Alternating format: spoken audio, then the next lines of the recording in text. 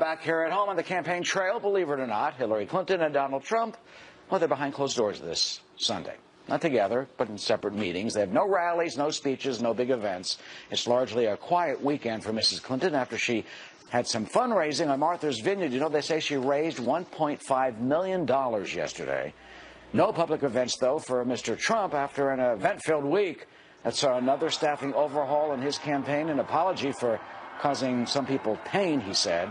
All making Republican National Committee Chairman Reince Priebus praising Mr. Trump for seemingly shifting his tone somewhat.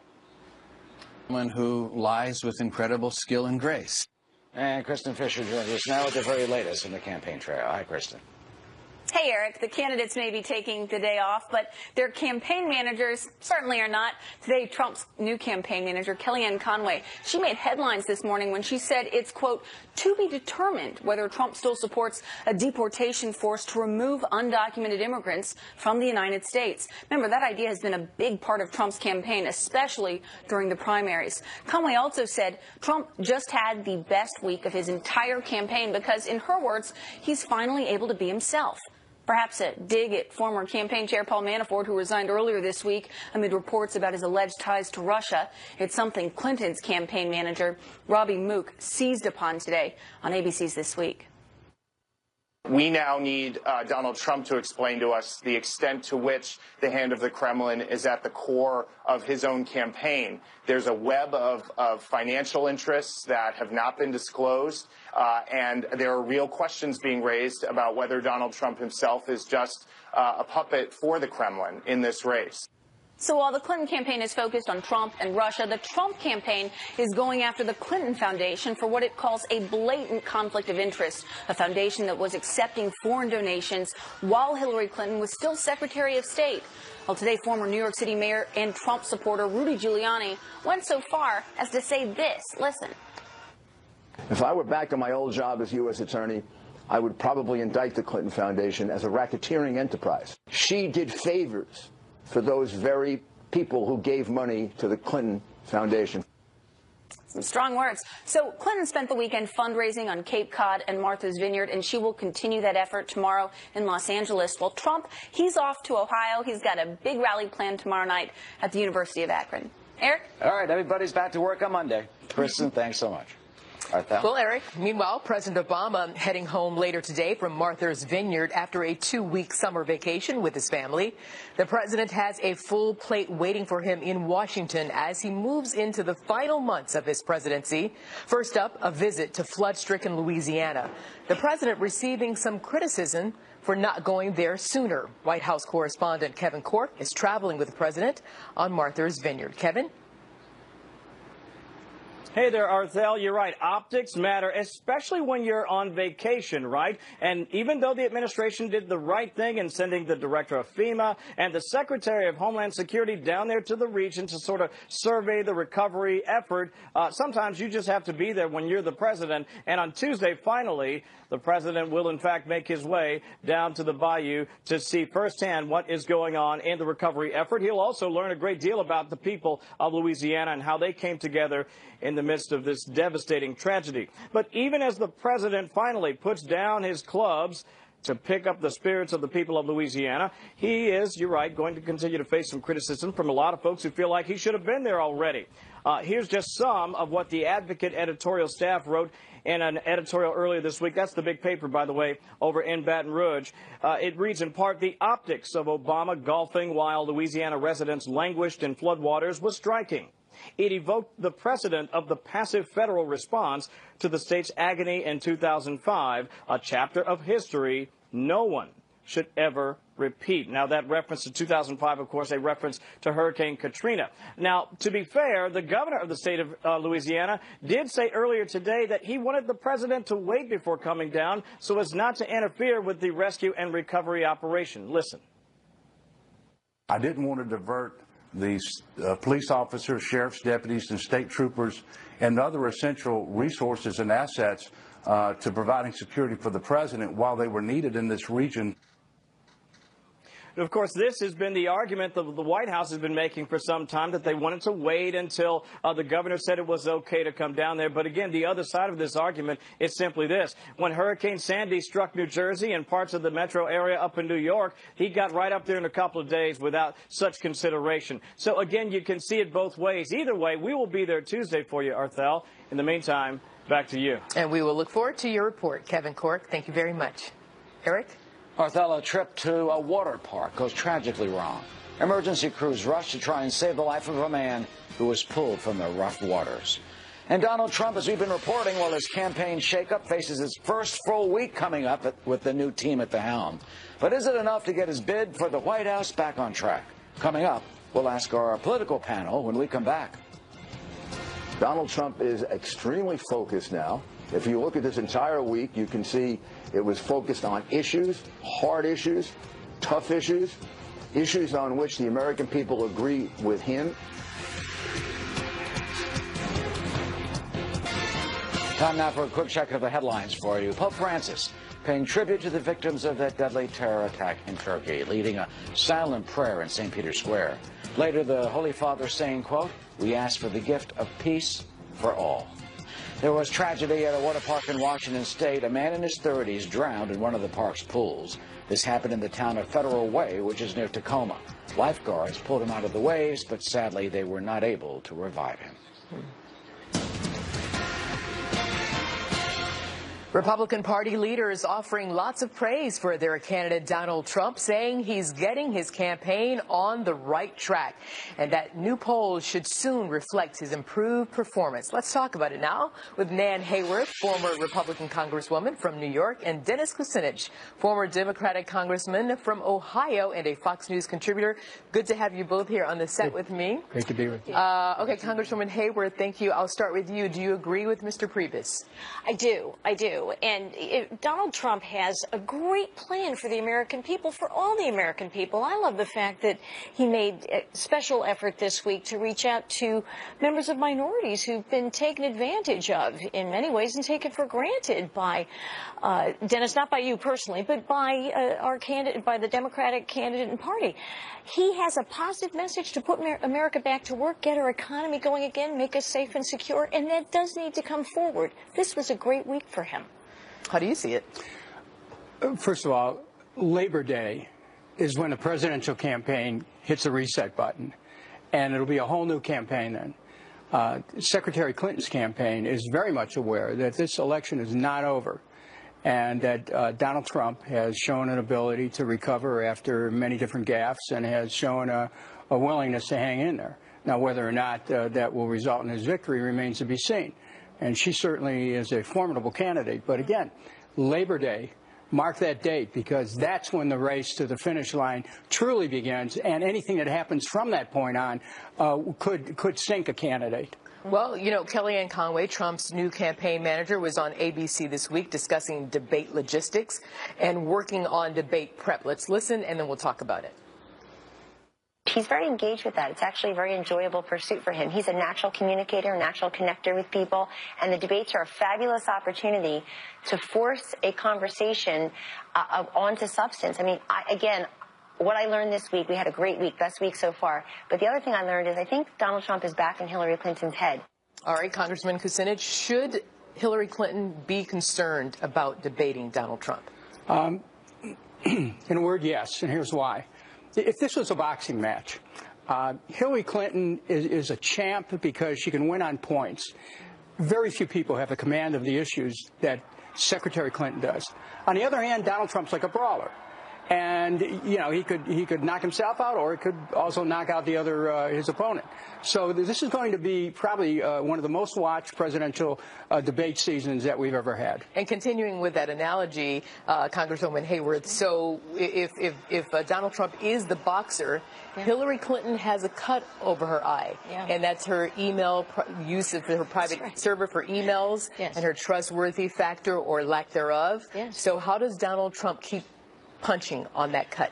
Well, one way is by making the transition that he did this week to emphasizing the message and the issues and to getting his own persona in the background, so to speak, so that the real questions about Hillary Clinton's character and integrity and the very legitimate questions, the evidence-based questions about how she dealt with her, the information that should have been protected on behalf of the United States and was not, and what she was doing for the Clinton Foundation and for her own interests as she was Secretary of State. Those are legitimate questions that do deserve attention. Okay, and Congressman Kucinich, I want to end with you. How does Donald Trump avoid self-inflicted wounds and costly political missteps going forward? It's important for him to focus on the needs of the American people, to basically step out of his ego and talk about jobs, about the trade, which has hurt the people, about the TPP, which is a horrible trade deal, about Glass-Steagall and what's happening on Wall Street that could end up hurting the economy. If he focuses on economics, he has a chance. If he doesn't, and there's like more gaffes, Hillary Clinton will win easily. Well, you get the last word, Congressman Kucinich, Congresswoman Hayworth. Good to have you both here. And per both of you, this race is far from over. Eric? All right, thanks, Arthel. Well, Turkey has suffered more unspeakable heartbreak after that terrorist attack targets innocent people celebrating a wedding. Is that U.S. ally, a fellow member of NATO, quickly becoming a new front in the war on terror? Plus, what will the Middle East look like if ISIS is defeated? Questions concerning Donald Trump's immigration plan amid reports that Mr. Trump was rethinking his mass deportation policy following a meeting with Hispanic leaders in New York City yesterday. The Trump campaign has since denied those claims, and today his newly appointed campaign manager tried to clarify his position. What he supports is to make sure that we enforce the law, that we are respectful of those Americans who are looking for well-paying jobs, and that we are fair and humane for those who live among us in this country. And hello, everyone. I'm Arthel Neville. Welcome to America's election headquarters. And hello, Arthel. As always, hello, everyone. I'm Eric Shawn. Meanwhile, Hillary Clinton's campaign, well, they're pushing back against all those allegations of wrongdoing at the Clinton Foundation. You know, some critics have charged that the Clintons gave special treatment to those bigwigs who gave a lot of money. Well, our campaign manager, Robbie Mook, branded those claims right-wing attacks and says the separation of Mrs. Clinton's work as Secretary of State and the foundation's was, he says, unprecedented. Mook also questions Trump's finances. Evaluate both candidates here. Well, for more on the state of play in this race, let's go to Kristen Fisher, who's live in our Washington bureau with the very latest. You know, Kristen, the Clinton campaign apparently has just announced some new fundraising numbers. What do you got? Well, the Clinton campaign won't confirm it, but the Associated Press is reporting that Clinton's finance director has told staffers that they're halfway to their goal of raising $1 billion with a B for the 2016 race. And they're not showing any signs of slowing down. Over the weekend, Clinton attended fundraisers on Nantucket, Martha's Vineyard, and Cape Cod. And they have about 40 more fundraising events planned in 14 states over the next 2 weeks. Right now, the Real Clear Politics average of polls has Clinton ahead by about 5 points, but she is facing renewed vulnerabilities on two familiar fronts, her emails and her family's foundation. Today, Clinton campaign manager Robbie Mook defended the Clinton Foundation by pointing fingers at the Bush Foundation. Listen. The steps that they've pledged to take as a philanthropic organization are unprecedented. You didn't hear questions about the Bush Foundation when the second Bush president came into office. His family continued to serve on the board there. President Clinton has said he'll step down from the Clinton Foundation board. Former President Bill Clinton has also said that his foundation will stop accepting foreign donations if his wife wins the White House, though some loopholes may already be emerging in that self-imposed ban. Eric. All right. Meanwhile, Kristen, the Trump campaign, his immigration plan has caused some controversy on this Sunday, as we saw campaign manager Kellyanne Conway kind of try to clarify his immigration stance, but by doing so, she raised some other questions herself. She did. And, you know, one of the focal points of Trump's immigration plan has been the creation of a deportation force to remove the 11 million undocumented immigrants from the United States. But listen to what Trump's new campaign manager said when asked about it today on CNN State of the Union. Will that plan include a deportation force, the kind that you just heard in that soundbite and that he talked about during the Republican primaries? To be determined. To be determined. So there's a lot of questions surrounding Trump's immigration plan, and he may address them in another big policy speech sometime this week. Eric? Yeah, and we'll be addressing it in about 20 minutes from now. We'll have the political analysts trying to sort all this out. Thank you, Kristen. Thank you. Connor Powell, thank you very much, Connor. Eric? Well, back here at home, President Obama's summer vacation is over. He's returning to the White House, though, amid a continuing controversy. The president facing criticism for not interrupting his relaxation on Martha's Vineyard, or cutting his time off there short to visit the victims of the devastating flooding in Louisiana. White House correspondent Kevin Corke is traveling with the president, and he remains on Martha's Vineyard. Hi, Kevin. Hey, Eric, good evening to you. You know, there are a number of opinions about this story and about whether or not the president should have made his way to Louisiana sooner, but there are some facts here as well. Number one, the flooding was clearly historic and obviously deadly, with more than a dozen already perishing in this particular storm. Two, the optics were terrible. There's no other way you can describe that. And number three, yes, the president did send his FEMA director and the Secretary of Homeland Security to the area, but that doesn't mean the people of Louisiana don't have a right to feel like they have been overlooked in this deadly flooding. I mean, the pictures really tell the story. Absolute devastation, the flooding consuming entire communities, Eric, and that's really at the heart of why so many people there are so angry. And you consider that when the president's out there golfing with Larry David and the Tony Martha's Vineyard rarefied air, it has a lot of people upset. Now, the cleanup does continue. The picture's stunning. Despite all the death and destruction, we want to certainly salute the good Cajun Navy, and that's all the good folks who came together to help their brothers and sisters in the bayou. But clearly, they have a great deal of work yet to come. It is also important, Eric, to point out the governor of Louisiana did say he didn't want the president to come down there too soon because his appearance would compromise not only the safety and security apparatus as they continue this recovery effort, it could actually take some resources away from where they wanted them. Take a listen. I didn't want to divert these police officers, sheriff's deputies, and state troopers and other essential resources and assets to providing security for the president while they were needed in this region. Meantime, in a statement, White House Press Secretary Josh Earnest said the president obviously will be there on Tuesday. And this statement really, I think, encapsulates what the White House wants to say. They said that the president is eager to get out there and get a firsthand look at the impact of the devastating floods and to hear more from officials about the response and how the federal government can continue to assist them in the cleanup. And that is certainly important, Eric, when you consider there is more wet weather in the forecast for the region. And so the long road to recovery could be even longer. And we'll certainly keep an eye on that as we join you from New Orleans and from Baton Rouge and the area on Tuesday. But for now, back to you. Yeah, and our hearts certainly go out to everyone who's affected. And the governor even said he wouldn't mind if the president waited a week or two, but you'll be there this week and we'll be following you. Kevin, thank you. And the Cajun Navy is strong and resilient, for sure.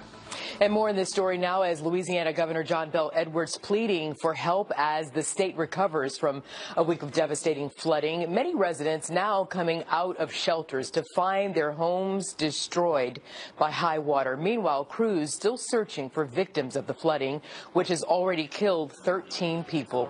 Brian Yanez joins us live from our New York City newsroom with the latest. Brian? Hi, Arthel. Well, you're right. Many residents coming out of shelters and seeing their homes for the first time. For many, an all too emotional moment. Some 60,000 homes damaged in this historic flood, a 1-in-1,000-year event in southern Louisiana, and water leaving behind mud and mold, soaked furniture, carpets, and lost photos and memories. Over 100,000 people have applied for federal assistance. Governor John Bel Edwards says the storm hasn't gotten the attention it deserves nationally, perhaps because it wasn't a named hurricane.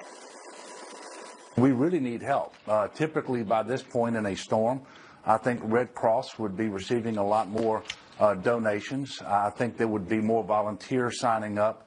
Although we have some of that in place now, it would be very helpful if people would donate to the Red Cross, to the Baton Rouge Area Foundation, and also to come in and volunteer to help people get back in their homes.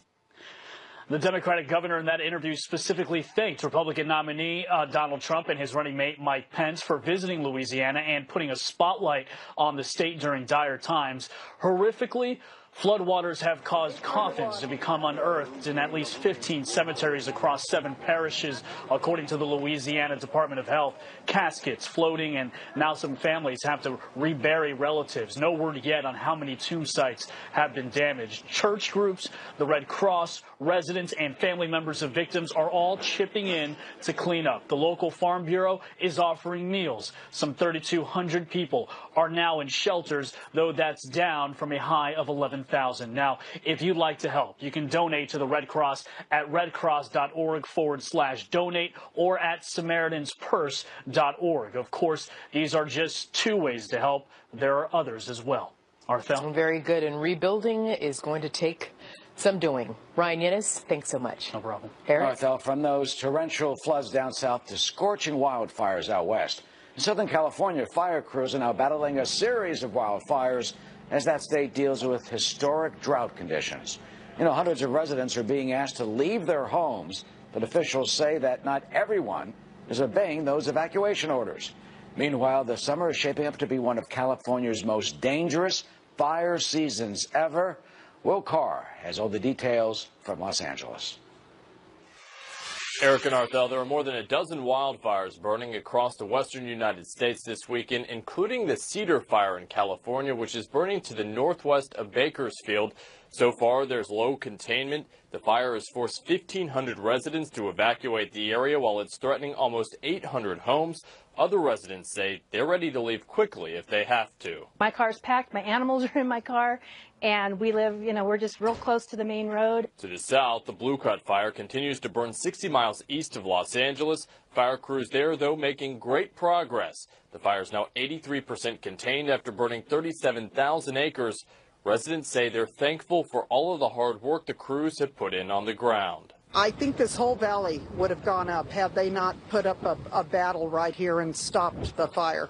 Because you can see the hot spots where it just jumped and it skipped, and it could have been a lot worse than it was. For many, the devastation has been heartbreaking. The Blue Cut Fire has burned more than 100 homes, and many residents are getting their first look at the destruction this weekend. Many of the wildfires currently burning are being fueled by drought conditions. You have to remember that California is still in a 5-year historic drought. So far, we've had more fires burned this year than this point last year. The total bill by the end of the year will be well over $1 billion to fight all the wildfires across the western United States. Eric and Arthel. All right, thanks, Will. And for more on the forecast, let's go to our senior meteorologist, Janice Dean, in the Fox Extreme Weather Center. Arthel, temperatures are still very warm across the west. Look at this, 100 in Medford is your daytime high, 95 in Boise, 91 in Spokane, 91 in Billings, Montana. The good news is, as we head into Monday, we have a cold front that's going to move through, and it's going to knock back those temperatures. However, wildfires, 31 of them burning across the west. As you can see, not getting a lot of relief here in terms of moisture. We will get some rainfall across the southwest, but nothing really in the way of helpful relief across the northwest, the northern plains, or even California. So watching this wildfire danger continue well into next week. Future radar across the northeast, we have a cold front, same cold front that brought tornadoes across the Midwest and the Great Lakes yesterday, now moving across the northeast, the eastern seaboard overnight tonight. So be aware we could actually see some strong to severe storms. The tail end of this front across Texas and Louisiana, where we could see the potential for more flooding, especially for the Big Bend of Texas, South Texas, Central Texas, and we're still dealing with flooding, of course, across Louisiana with the historic flooding that we saw last week. The forecast precipitation as we head into Wednesday, the bullseye of the moisture across South Texas, still getting a lot of moisture for the Gulf Coast states, including coastal Louisiana, and then across the southeast and the northeast overnight tonight. Also watching the tropics. We're getting into that time of year, peak season, watching a couple of waves move off the coast of Africa. One in particular, Invest 99L. We're going to watch this very carefully as we head into Thursday and Friday as it comes very close to the Caribbean and perhaps the U.S. Late next week. But, of course, we will monitor it and give you the very latest. Arthel, back to you. Okay, Janice Dean, thank you very much. Well, he took part in the raid that killed Osama bin Laden and wrote a tell-all book about it. Well, now this former Navy SEAL will not be allowed to keep the proceeds. We're going to tell you who's getting the money and why. And remember Kentucky County Clerk Ken Davis? Well, she's back in the news. Why a federal judge has dropped the lawsuits filed against her. And why Donald Trump's campaign proclaims he is having the best week yet in his race for the Oval Office, though others would disagree.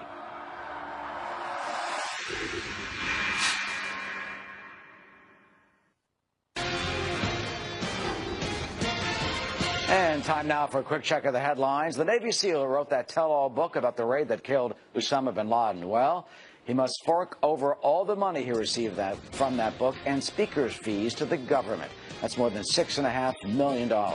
Justice Department finding that Matthew Bissonnette failed to have all the details in that book cleared in advance by the Defense Department. And a federal judge dismisses 3 lawsuits against Kentucky County Clerk Kim Davis. You may remember she spent 5 days in jail last year for refusing to give out marriage licenses to same-sex couples. The judge finding there is no longer an issue as the new state law has removed the names of county clerks from marriage licenses, partly as a reaction to her famous case. And it's the final day of competition in Rio as the Olympic Games come to a close. So far, the U.S. has a total of 120 medals. That's more than any other country. That includes 45 gold, 37 silver, and 38 bronze medals. And congratulations to all of our Olympians.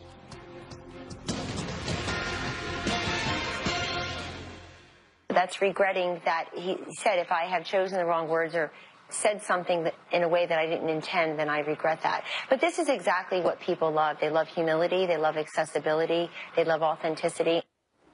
Donald Trump shaking up his campaign this past week and expressing regret for comments he has made in the past. The Republican nominee shifting the style of his speeches and bringing new leadership into the fold.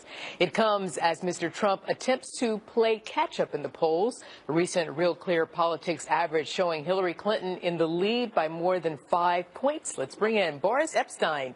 He is the senior advisor for the Trump-Pence campaign. Good to see you, Boris. Good to see you, though. All right, you know what I'd like to do? Let's talk about your plan of attack for multiple big-ticket items coming up this week in the next 78 days. Let's talk about immigration. Right. As you well know, that Mr. Trump, throughout his campaign, he had deployed that he was going to deport all of the nearly 11,000 people living in America without documentation.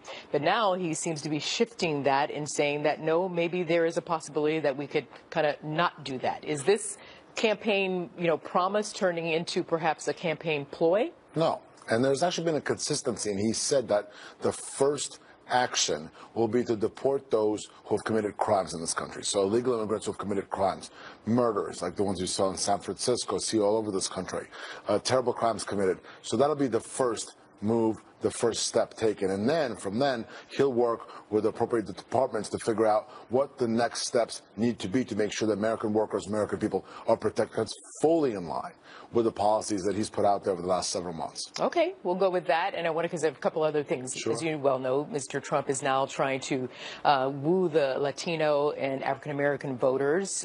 He has the National Hispanic Advisory Council for Trump, newly formed, and he is saying that, listen, I want to make the GOP party the party to African-American voters once again. Again, we've got a short amount of time here. What do you think Mr. Trump can do to move on both of those fronts with both of those constituents? Sure. I thought it's about shared responsibility. And Donald Trump, as a grandfather, a father, a business leader, and a leader now in America, believes that that shared responsibility transcends backgrounds, transcends ethnicity, transcends social class. And that is exactly what he's doing. He's reaching out to communities the Republicans have not been reaching out to as much over the last 10, 20 years and saying, let's share the responsibility for this country together. Let's make sure that it's great for our children and grandchildren. And that message is very much resonating in not just the events, and you'll see it resonate across the polls as well. And listen, it's certainly not a bad idea to have Mr. Trump reach out to all people because he would be the president for all of Americans. Right. But specifically, Boris, how is Mr. Trump going to get his message to those communities? I understand that he's planning to visit. What's going to be his personal message when he's there face to face with some of the folks in the, the inner cities. So if you look at the inner cities, they're absolutely devastated economically, right? You look at cities like Chicago, Milwaukee, parts of Detroit, before Detroit started being revitalized by businessmen like Dan Gilbert. So the message is this: we need to bring hope back to our inner cities. And how do you do that? It's an economic question. It's the question of bringing small businesses back. So the 15% corporate tax bracket goes a long way toward that, making sure businesses have incentives to go into inner cities and thrive, like they have in New York. Look at Bushwick. Look at areas of New York that have done very well. Again, it's starting to happen in Detroit. So that's the message: economic revitalization. What about education? Education is key. Look at a city like Washington, D.C.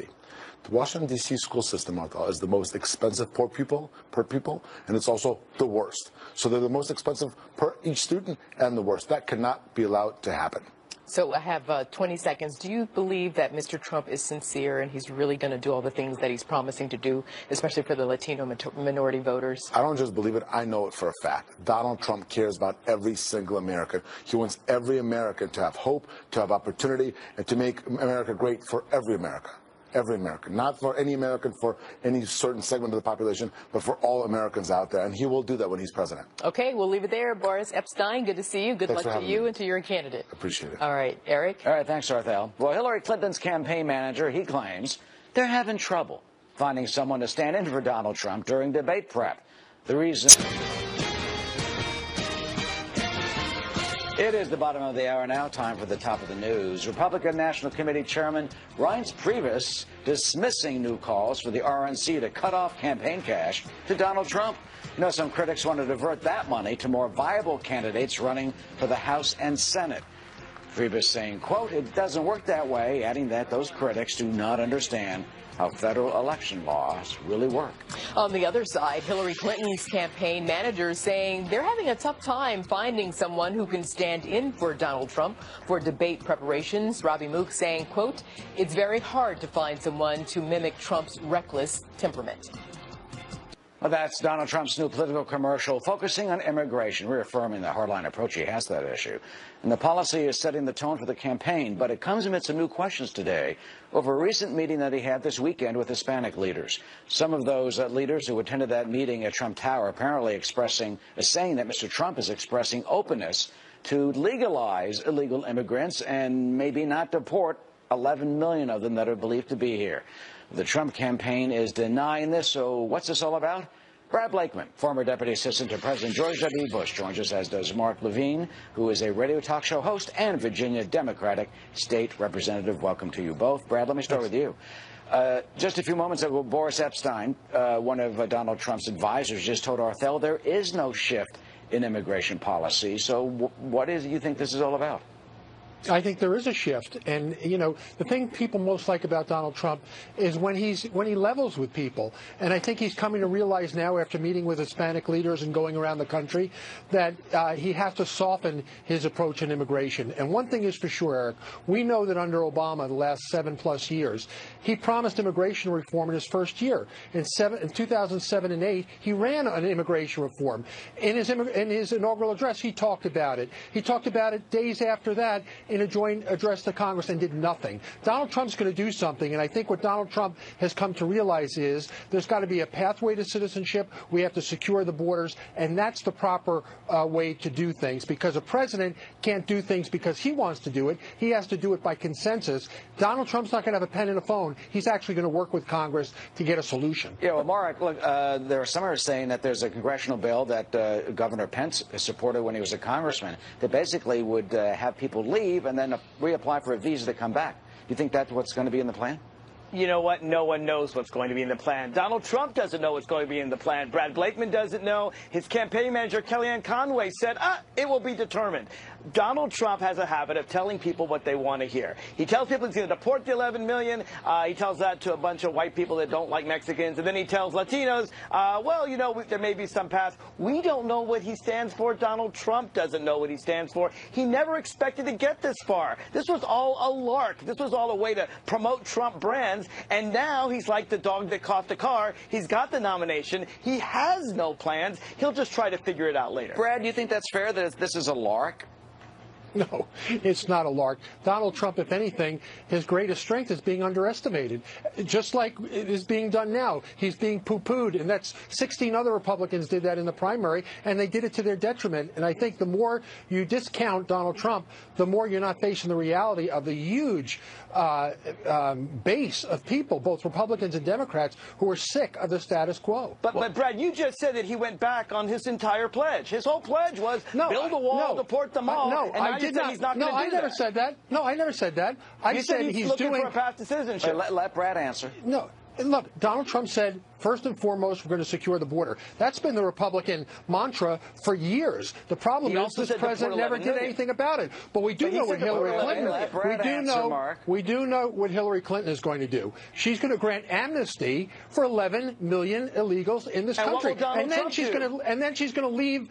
Donald Trump, I believe, after speaking to the constituents of Latino and Hispanic Americans, is going to come around to a pathway to citizenship. Because in this country, the good news is, no, a pathway to citizenship. It's not amnesty at all. I support a pathway to citizenship. Let Mark.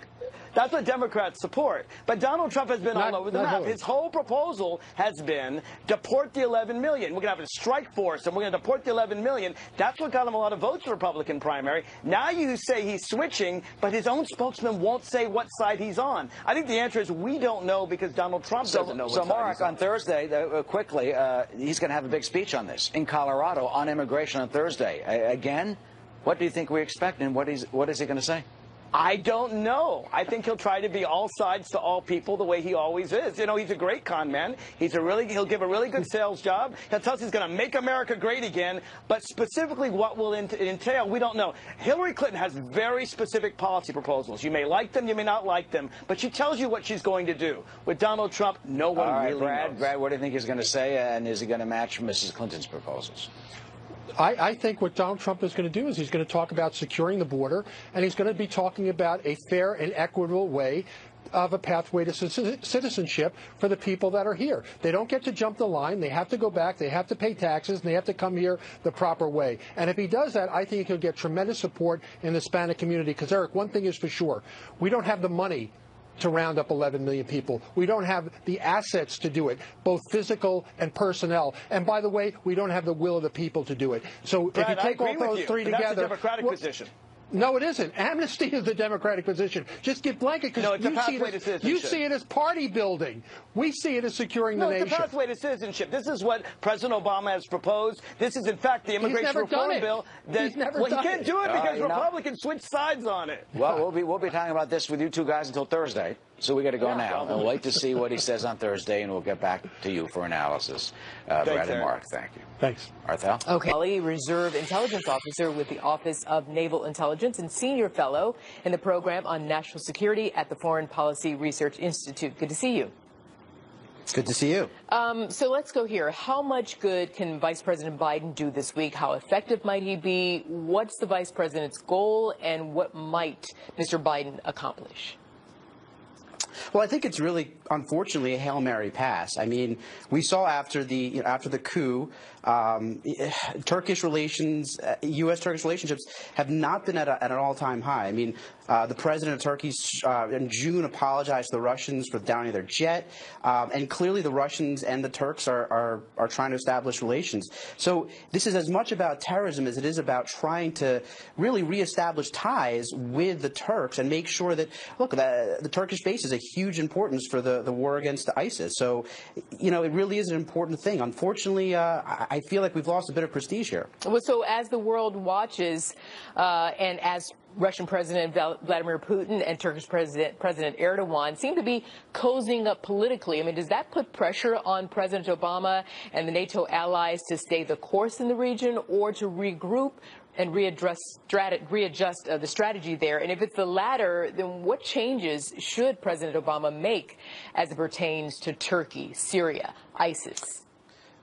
Yeah, no, I think that the administration really made a massive misstep here by allowing, frankly, the Russians to get a foothold within Syria, as well as Iran. And so now we're in a situation where we have Iranian overt and Russian overt forces fighting in Syria. This communication with foreign policy as well as intelligence experts, are Putin and Erdogan colluding against President Obama or merely looking out for their own best interest in the region?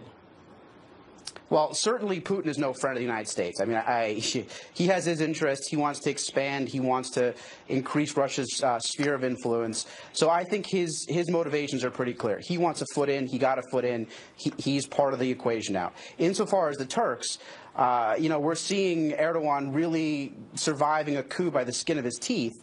And I think he's very openly, I don't think it's true, but he certainly openly blamed the United States. He accuses of harboring someone who he believes to be one of the leaders of the coup. And, I think he sees an enemy of the United States as perhaps an ally in this case, or perhaps even a bargaining chip or something to leverage here. I think the meeting in Turkey is not so much about terrorism and more about trying to, reaffirm alliances here. I mean, Turkey's a NATO country. We have strategic nuclear weapons there. It is a very, very troubling turn that, that frankly wasn't there a year or two ago. I mean, Turkey has never been anything but a U.S. ally. So this is very, very troubling. Naveed Jamali, thank you for your analysis and breaking it all down for us. We leave it there. Thanks. See you again.